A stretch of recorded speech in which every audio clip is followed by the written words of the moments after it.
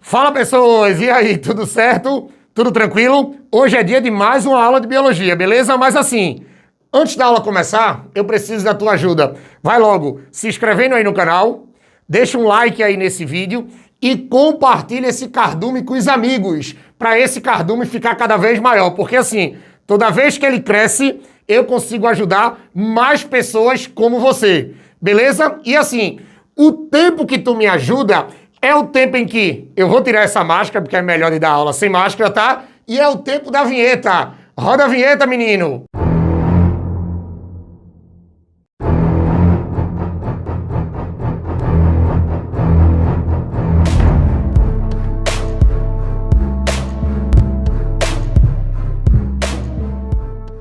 Fala pessoas, e aí, tudo certo? Aqui quem tá falando é o professor Andrei de Biologia, tá? Muita gente me conhece no YouTube aí como Tubarão. E agora eu tô aqui pra gente continuar nossos estudos sobre os biomas, tá? Porque o que que acontece? Lembrem que quando a gente trabalha ecologia, tem uma parte da ecologia que você vai estudar os biomas. Porque o que que acontece? Dentro da ecologia, você tem um conceito que é chamado de biosfera. Quando você tá trabalhando com a biosfera lá na ecologia, você diz que a biosfera é a parte do planeta que apresenta vida ou tem condições para ter vida. Tranquilo? Aí o que que acontece? Lá na ecologia, quando a gente trabalha com a biosfera, a gente divide a biosfera em 3 biociclos. A gente divide a biosfera em 3 biociclos. A gente vai dividir a biosfera no epinociclo, no talassociclo e no liminociclo. Lembrem que quando a gente trabalha com o epinociclo, é exatamente os ambientes terrestres. O liminociclo são os ambientes de água doce, são os ambientes dos cíclulas, tá? E os ambientes, preste atenção, salgados, são classificados como talassociclo, que são exatamente os ambientes de água salgada ou ambientes marinhos. Quando a gente está trabalhando dentro do epinociclo, a gente trabalha com os biomas brasileiros, tá? E um dos biomas que a gente vai falar agora é um cara conhecidíssimo, importantíssimo para o nosso país, e não só para o país, tá? Para o mundo. É tanto que ele se discute a nível de mundo, né? Todo mundo cuida dele, tá? E todo mundo quer manter ele, tá? Pela importância ambiental que ele tem no planeta, que é exatamente, ó, olha pra cá, a danada da floresta amazônica. O bioma chamado bioma da floresta amazônica, ou bioma amazônico, tá? Vocês não podem esquecer de forma nenhuma, para vestibular nenhum, olha pra cá, que esse é o maior bioma brasileiro. Pode ter certeza que dos 6 principais biomas que nós trabalhamos, tá? Dos 6 biomas que nós encontramos aqui no Brasil, esse cara é o maior, tá? Ele é o maior. E só para vocês terem uma ideia sobre a floresta amazônica, ela vai ser a maior floresta tropical do mundo.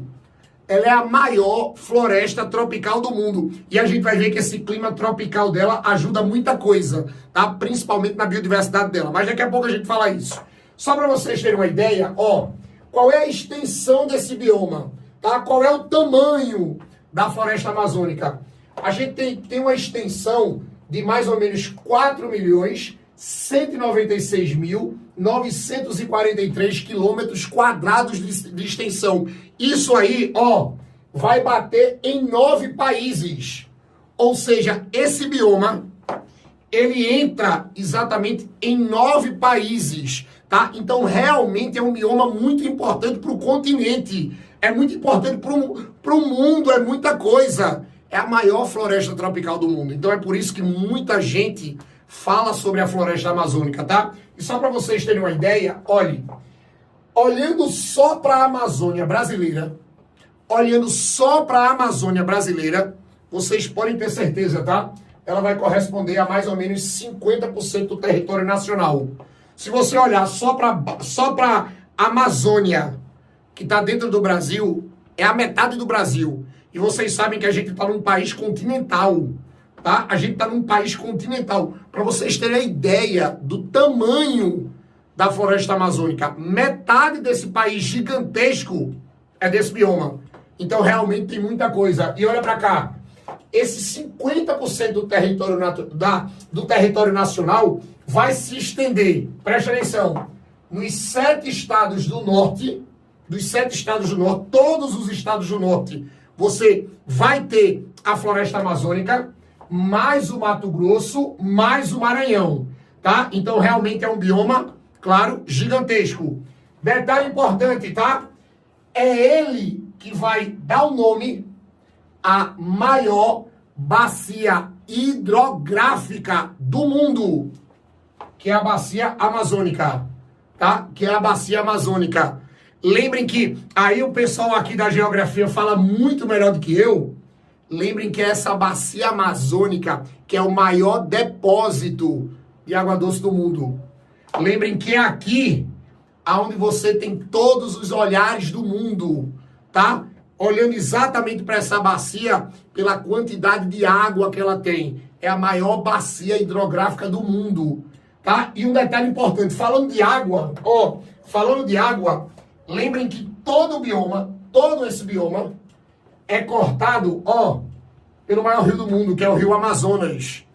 Pelo maior rio, é o rio Amazonas. Ele corta a floresta de uma ponta a outra, tá? E lembrem, tá?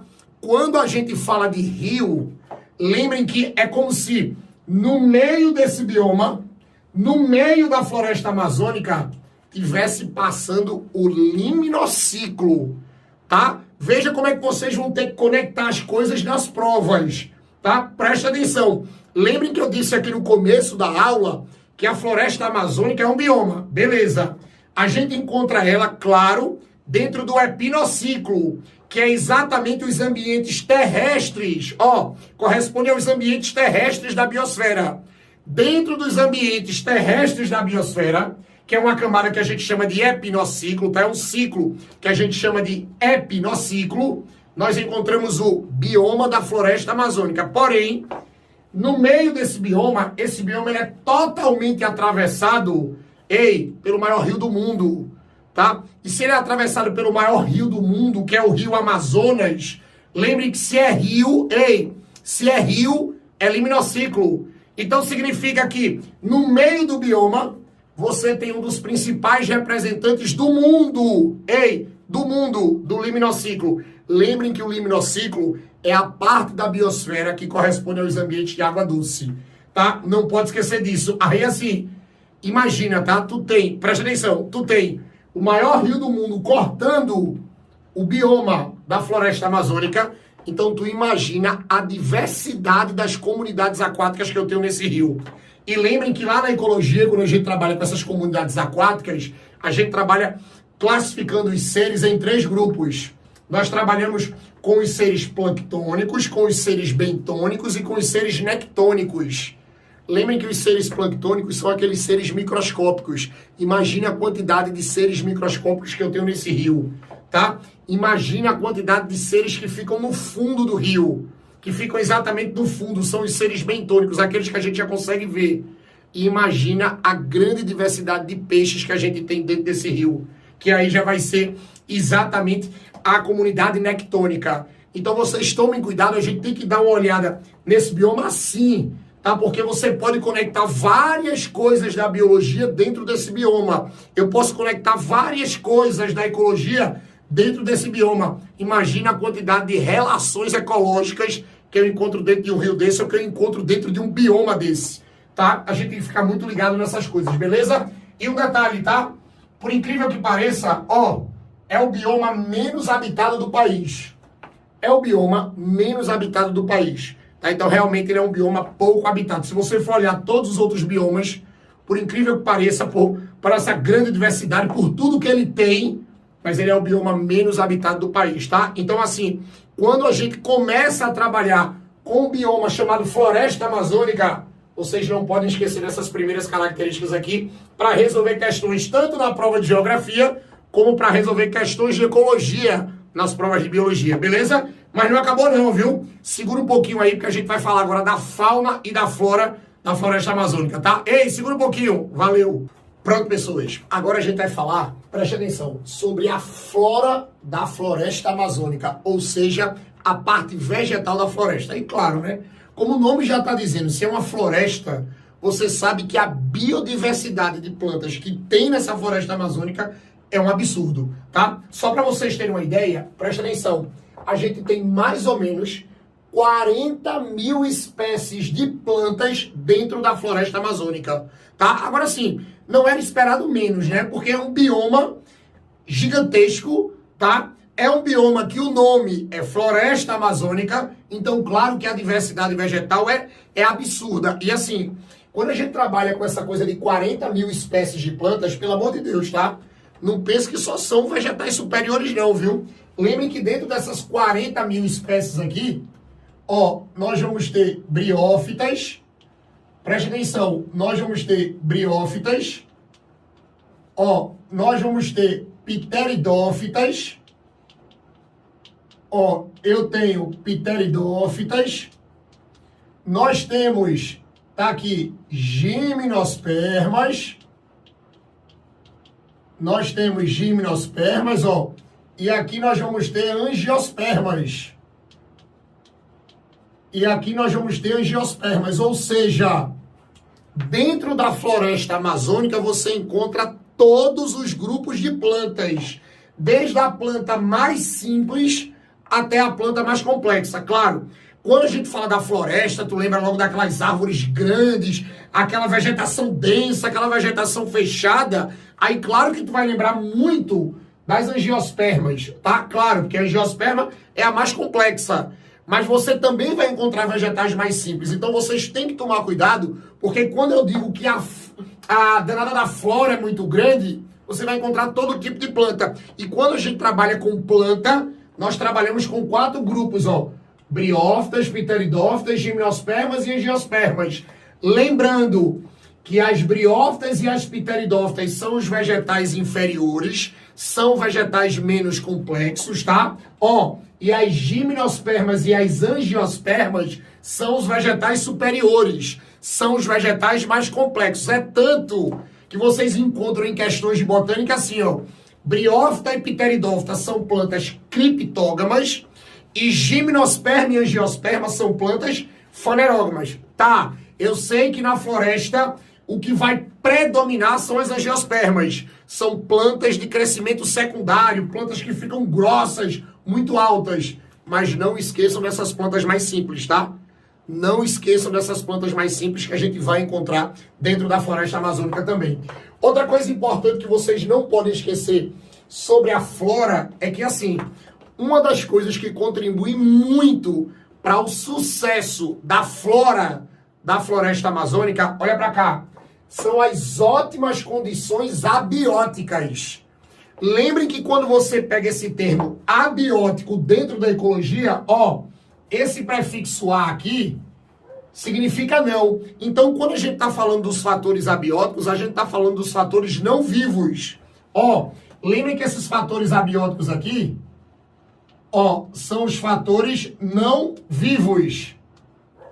Ou seja, são exatamente aqueles fatores em que nós não encontramos os seres vivos. Agora, os seres vivos dependem desses fatores para se manterem dentro de um ambiente, tá? Então, assim, podem ter certeza que a floresta amazônica, ela tem ótimas condições abióticas para manter o sucesso da flora dessa floresta, tá? É por isso que a vegetação da floresta amazônica, ela é muito diversificada, porque só para vocês terem uma ideia, olha para cá. Quais são essas ótimas condições? Sempre que trabalhar exatamente com essas ótimas condições para que as plantas na floresta amazônica se mantenham vivas, hein, menino? Olha para mim. É só tu lembrar disso aqui, ó. Radiação solar alta, tá? Por ser uma floresta tropical, ela vai ter uma incidência de radiação solar muito grande. Olha para cá. E a temperatura constante. Tá? Você não tem oscilações de temperatura. E lembrem, tá? Esses 2 principais fatores abióticos aqui, eles vão estar diretamente ligados, presta atenção, com a taxa de fotossíntese. Ó, com a taxa de fotossíntese. Que vocês, olhem, tenham certeza de uma coisa. A taxa de fotossíntese da floresta amazônica é altíssima. A taxa de fotossíntese da floresta amazônica, ela é altíssima, tá? E podem ter certeza que o sucesso da fotossíntese dessas plantas vai se dar, em grande parte, primeiro pela radiação solar alta, né? Porque basta tu lembrar o termo fotossíntese, ó, esse prefixo foto aqui é luz. E se tu não tá lembrado da fotossíntese, lembrem que a fotossíntese é exatamente o mecanismo em que a planta faz o seu alimento. É exatamente o mecanismo responsável pela produção das substâncias orgânicas que vão manter a planta viva. E deixa eu te contar um segredo, principalmente a glicose. E lembrem que quando a gente estuda a bioenergética, tá? Quando a gente estuda dentro da biologia a bioenergética, vocês não podem esquecer que a fotossíntese ela é dividida em duas etapas. E quando a gente divide a fotossíntese em duas etapas, eu tenho a fase clara e a fase escura. A fase clara da fotossíntese é chamada de fase fotoquímica. É a fase que depende totalmente, ó, da radiação solar. Então, a partir do momento que você diz que nessa floresta você tem uma radiação solar muito grande, você vai ter certeza que você vai ter uma fase clara da fotossíntese com muita facilidade. E tendo a fase clara, você tem a fase escura. Sabe por quê? Porque quando a gente estuda a fotossíntese das plantas, lembrem que tudo que é produzido na fase clara vai ser usado na fase escura para terminar o processo. E como a fase escura é o término do processo, é na fase escura que você tem a produção da glicose, que é exatamente a principal fonte de energia da planta. Não pode esquecer dessas coisas, tá? E um detalhe, ó, a temperatura constante também vai ajudar muito a uma fotossíntese tranquila. Porque lembrem que um dos fatores, presta atenção, um dos fatores que influenciam diretamente na taxa fotossintética das plantas é a temperatura. É aquela coisa, quanto maior a temperatura, maior a taxa fotossintética. Agora, quando essa temperatura ela chega num determinado nível e se torna constante, você vai ter uma taxa fotossintética também constante, vai ajudar muito, tá? Então não esqueçam disso, beleza? Então, a taxa de fotossíntese da floresta amazônica é uma taxa muito grande. Mas aí você pode dizer assim, Andrei, mas, e assim, falando do ambiente, me diz aí a importância da fotossíntese dessas plantas, pelo amor de Deus. Ei, olha para mim, monstrinho. Lembrem que um dos principais produtos que nós temos com a fotossíntese dessas plantas é exatamente a produção de oxigênio. Lembrem que a partir do momento que essas plantas elas fazem muita fotossíntese, olha para cá, elas vão liberar muito oxigênio para o ambiente. Lembrem que aqui você vai ter uma liberação muito grande de O2, que é o nosso gás, é o gás que a gente precisa. Agora, olha, pelo amor de Deus, uma coisa que eu preciso que vocês não esqueçam mais. Acabem com a história de dizer que a Amazônia é o pulmão do mundo, tá? Veja, a taxa fotossintética da Amazônia é alta? É, monstrinho. A Amazônia produz muito oxigênio para o planeta, muito, muito. Perfeito, tá? Agora, olha, não digam que a Amazônia, elas correspondem aos pulmões do mundo. Porque os maiores produtores de oxigênio da atmosfera é o fitoplâncton marinho. Ou seja, os verdadeiros pulmões do mundo são exatamente os mares e os oceanos, por causa das algas unicelulares, tá? Mas assim, a Amazônia ajuda muito? Ajuda. A Amazônia ajuda muito, tá? André, eu posso dizer que a Amazônia seria um lobo de um pulmão? Pode. Pronto, você diz que a Amazônia é um lobo. E a gente não pode perder esse lobo, porque se a gente perder esse lobo, a capacidade respiratória do planeta vai diminuir muito. Mas elas infelizmente, aquela história de você dizer que a Amazônia ela corresponde aos pulmões do mundo, não corresponde, tá? Acabem com essa história, pelo amor de Deus. Ah, e outra coisa, lembrem que a fotossíntese, ela libera oxigênio, mas lembrem que a fotossíntese, ó, ela também assimila CO2. Lembrem que a fotossíntese, para acontecer, assimila CO2. Se a danada da planta, ela assimila CO2 para realizar a fotossíntese, então tomem cuidado que isso aqui, ó, vai ajudar no equilíbrio do aquecimento global. Então, a gente manter a Amazônia viva a gente manter a Amazônia preservada, principalmente a Amazônia verde, é você controlar a temperatura do planeta. É você controlar a temperatura do mundo todo. Então tome cuidado com isso, tá? Porque quando a gente diz que a danada da floresta amazônica, ela influencia no aquecimento global, é porque a danada da planta faz fotossíntese. E se a parte verde da Amazônia faz fotossíntese, para ter fotossíntese, tu tem que assimilar CO2. Agora tem um detalhe, tá? Ela assimila o CO2 para produzir glicose. Ela não assimila CO2 para respirar. Acabem com essa história de dizer que planta respira CO2. Não. Planta não respira CO2. Planta respira O2, como a gente. Ah, André, mas ela está liberando O2. Sim. O O2 que está em excesso no corpo dela, ela bota para fora. O O2 que está em excesso no corpo dela, ela bota para fora. Ah, então por que ela vai assimilar o CO2 do ambiente? Ela vai assimilar o CO2 do ambiente para produzir glicose na fase escura da fotossíntese. Tá? Não pode esquecer disso. Beleza? Aí assim, imagina, essa vegetação toda com uma taxa fotossintética muito alta, absorvendo CO2 do ambiente. Ela consegue equilibrar exatamente o aquecimento global. É por isso que você pega muitas questões por aí relacionando a floresta amazônica com o aquecimento global. Isso vai estar relacionado diretamente com a fotossíntese, tá? É biologia pura. Tranquilo? Beleza? E olha pra cá. O que é que vai ajudar também? Voltando para essas ótimas condições abióticas. Um grande índice de chuvas. Só pra gente ter uma ideia, em um ano você tem mais ou menos 3.600 milímetros de chuva nesse bioma amazônico, tá? Ah, deixa eu contar um segredo. E mais ou menos 2/3 desse volume vai se dar de maio a dezembro, que é o que a gente chama de período chuvoso. É aquela história, né, que geralmente as pessoas do norte dizem muito. Todo dia chove na Amazônia. Todo dia chove na Amazônia. Também imagina a umidade que tem ali. Imagina a evapotranspiração que esses vegetais eliminam. Porque, ó, imagina o tamanho, o tamanho da massa verde que eu tenho na floresta amazônica. Aí tu imagina toda aquela massa verde evapotranspirando. Porque lembrem, tá? A planta, ó, ela elimina a água para o ambiente. E a danada da planta elimina a água para o ambiente, ela devolve a água para o ambiente, fazendo um mecanismo de evapotranspiração. E quando vocês são cobrados da evapotranspiração das plantas, lembrem que essa evapotranspiração acontece nas folhas.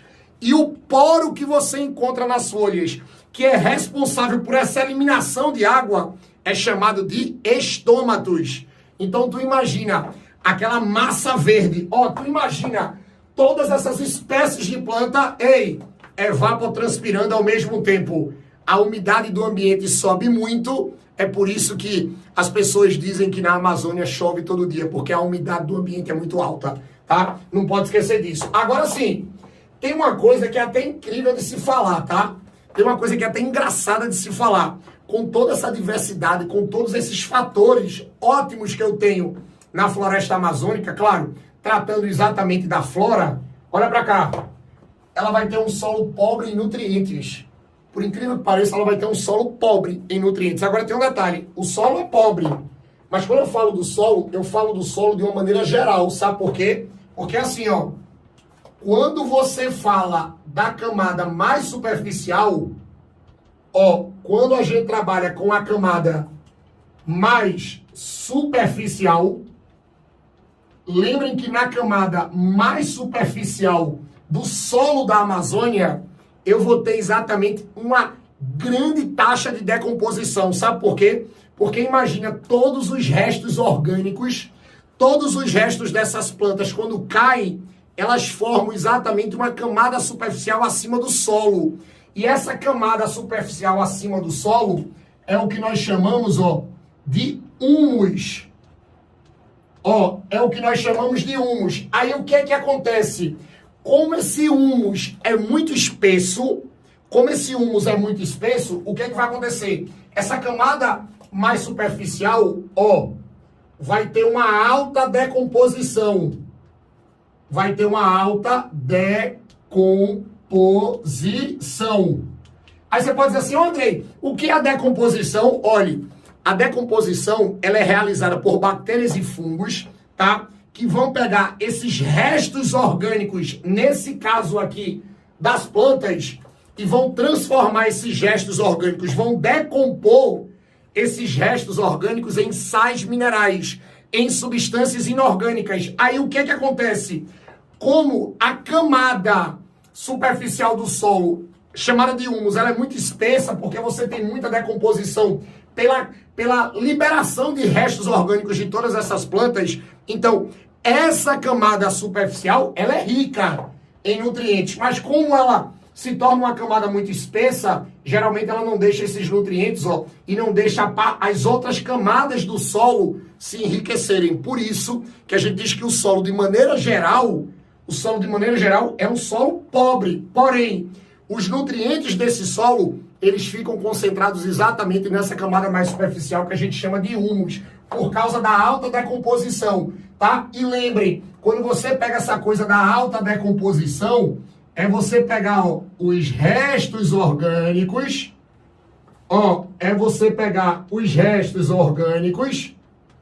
e transformar, esses restos orgânicos em substâncias, inorgânicas. Andrei, quem são essas substâncias inorgânicas? São os sais. Aí essa camada humus é uma camada muito fértil, tá? Mas lembra, ela fica tipo uma camada, não deixando, vamos dizer assim, essa riqueza passar para as partes mais profundas do solo, tá? Então toma cuidado com isso, beleza?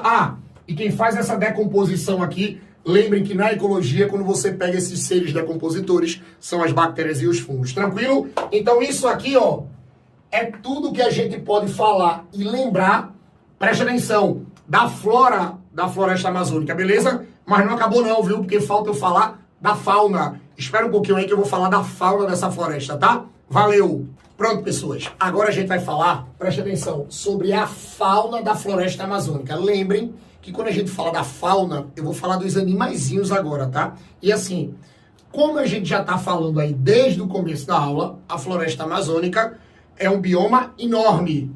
Então, claro que a fauna da floresta amazônica, preste atenção, ela fica entre as maiores diversidades de animais do mundo. Então, podem ter certeza que, olha, a danada da fauna desse bioma é uma das maiores do mundo em diversidade. Lembre que quando você trabalha com essa coisa diversidade, quando você trabalha com essa coisa biodiversidade, eu estou falando de variedade, tá? E realmente é enorme, beleza? E outra coisa, aí assim, pra gente ter uma ideia geral disso aqui, eu separei essa fauna nos seres invertebrados e nos seres vertebrados. Aí, olha, quando a gente trabalha com os invertebrados, só para vocês terem uma ideia, olha para cá, eu tenho mais ou menos 60 mil espécies de insetos descobertos. E lembrem que os insetos, eles ficam dentro do filo Artrópoda, que é um filo de invertebrados. Mas assim, tem alguns estudos mais recentes que dizem que esse número aqui, ele pode subir tranquilamente para mais ou menos 180 mil espécies. Ou seja, os cientistas fazem uma estimativa que tem mais ou menos 120 mil espécies de insetos que ainda não foram descobertas dentro da floresta amazônica. E olhe, eu estou falando de inseto. Tá? Imagina os outros invertebrados. Imagina os aracnídeos, tá? Que por mais que sejam artrópodes, mas não entram dentro do grupo dos insetos, tá? Os aracnídeos são outras coisas. Lembrem que só para vocês terem uma ideia, a floresta amazônica, ela sofre muito com biopirataria, tá? Principalmente biopirataria de aracnídeos. A gente tem dentro da floresta amazônica 1 tonelada de aranhas, tá? Que um grama do seu veneno vale muito no mercado europeu. Então, para vocês terem uma ideia que isso aqui, é só dos insetos. Imagina dos aracnídeos. Imagina quando tu coloca no meio isso aí, os aracnídeos. Imagina quando tu coloca isso no meio, os invertebrados aquáticos. Aí tu pode dizer assim, aquático? Mas a floresta é terrestre, sim. E o rio Amazonas, que eu falei no começo da aula, que é o maior rio do mundo, que está cortando a Amazônia, que corta a Amazônia de uma ponta a outra. Imagina a quantidade de invertebrados aquáticos que moram nesse rio. Imagina a quantidade de plânctons, a quantidade de bentos, a quantidade de... Aí eu não vou falar nécton, porque nécton já é vertebrado. Mas imagina plâncton e bentos, que é onde você encontra crustáceo, molusco, porífero, quinidário. Imagina a quantidade desses animais quando você leva em consideração também o rio que corta esse bioma. Então a diversidade da região amazônica é enorme. A diversidade desse bioma é enorme, principalmente com os animaizinhos, tá? Agora, isso os invertebrados, tá? Aí vamos para os vertebrados, vamos para aqueles animais que são mais conhecidos, só para vocês terem uma ideia, ó, a gente tem mais ou menos 4.000 espécies de vertebrados dentro do bioma denominado de floresta amazônica. E lembra, tá? Quando a gente fala dessas 4.000 espécies de vertebrados, ó, aqui a gente tá falando tranquilamente, ó, dos peixes. Aí assim, aqui eu vou colocar o peixe, tá? Lembrem do rio Amazonas que corta esse bioma. E lembrem, tá? Dentro desse rio a gente tem a comunidade nectônica, como eu disse a vocês há um pouquinho atrás. Aí os néctons são exatamente os seres, ó, que nós encontramos os peixes, tá? O peixe dentro do ambiente aquático, ele é classificado como um ser nectônico. Então imagina a quantidade de peixes que nós temos exatamente dentro desse bioma, dentro do rio que corta esse bioma. Então eu vou colocar peixe aqui também, tá? Ó, mas imagina os anfíbios que moram nessa floresta. A quantidade de anfíbios. Imagina a quantidade de répteis que moram aí. Répteis. Ei, imagina as aves. Ó, e imaginem os mamíferos. E imaginem os mamíferos. E já vou adiantando, tá? Por incrível que pareça, o estudo de levantamento de biodiversidade da fauna da floresta amazônica não é um estudo muito antigo, tá? A gente tem muitas dessas espécies que foram descobertas há pouco tempo. E eu tô dizendo, tá? Por enquanto que você estiver assistindo essa aula, você pode ter certeza que tem um grupo de cientistas lá dentro da floresta amazônica agora descobrindo uma nova espécie de invertebrado e invertebrado. É como se fosse uma usina, não para de aparecer coisa. E só para vocês terem uma ideia, eu trouxe alguns exemplos aqui de vertebrados, ó. A arraia de água doce. Vocês já viram uma arraia de água doce? Não, nunca viram não? Bota a foto aí da arraia de água doce. Olha aí, ó, como ela é bonita. Você encontra dentro da floresta amazônica, claro, dentro do rio que corta a floresta amazônica. Tira a arraia. Ó, a anta. A anta também é um animal da floresta amazônica. Bota a foto da anta aí. Olha a anta. Tá vendo? Você encontra nesse bioma. Tira a anta.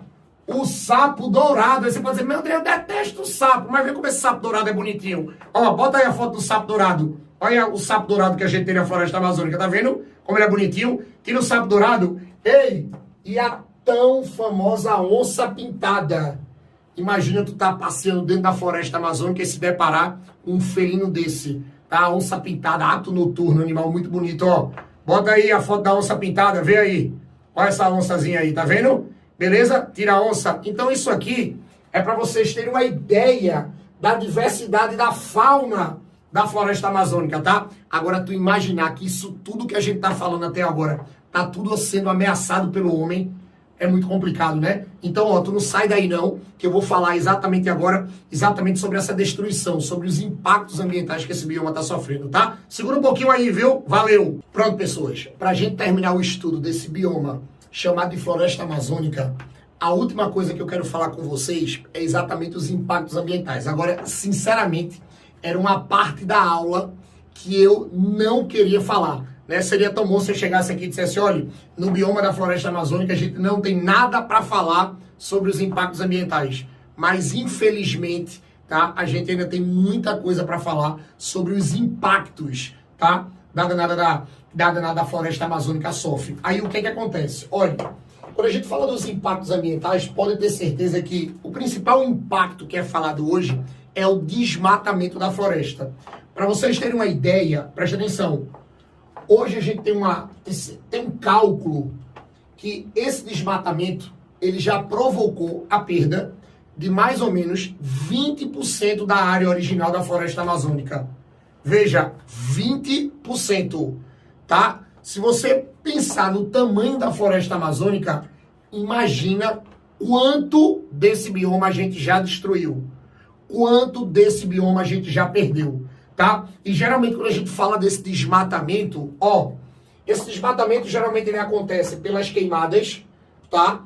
Hoje a gente tem muitas queimadas, independente se são queimadas queimadas por causa de acontecimentos naturais ou queimadas por causa de acontecimentos, vamos dizer assim, provocados, tá? Mas as queimadas, elas correspondem hoje um dos maiores vilões que a gente tem da danada da floresta amazônica, tá? Mas assim, a indústria da madeira, lembrem que infelizmente no Brasil, a gente tem uma indústria da madeira ilegal absurda, que as autoridades competentes, elas não conseguem dar conta de fiscalizar todo esse bioma.